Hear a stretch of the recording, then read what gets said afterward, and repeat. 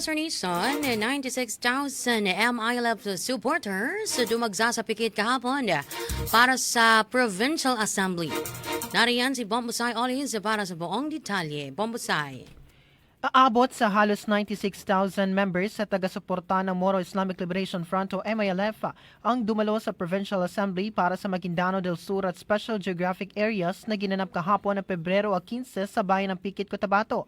Pinangunahan ang pagtitipon ni Muhagir Iqbal, First Vice Chairman ng MILF Central Committee, kasama ang ibang matataas na opisyal ng organisasyon.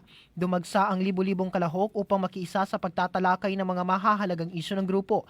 Sa kanyang talumpati, tinalakay ni Iqbal ang mga hamon na kinakaharap ng MILF, kabilang ang mga hindi pa natutupad na obligasyon sa pambansang pamahalaan na nakasaad sa kasunduan ng kapayapaan.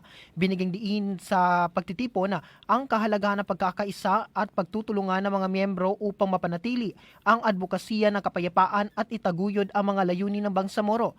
Samantala ngayong araw, Lunes, sa February 16, inatasan ni Al-Hajj Murad Ibrahim, chairman ng MILF, ang pagdalo ng mga opisyal at miyembro sa MILF General Assembly na gaganapin mula alas 8 ng umaga hanggang alauna ng hapon sa Camp Tarapanan Gymnasium. At yan ang aking report. Ako si Bombusay Olis and this is Bombo Radio Philippines, the #1 and most trusted source of news and information. Basta Radio, Bombo!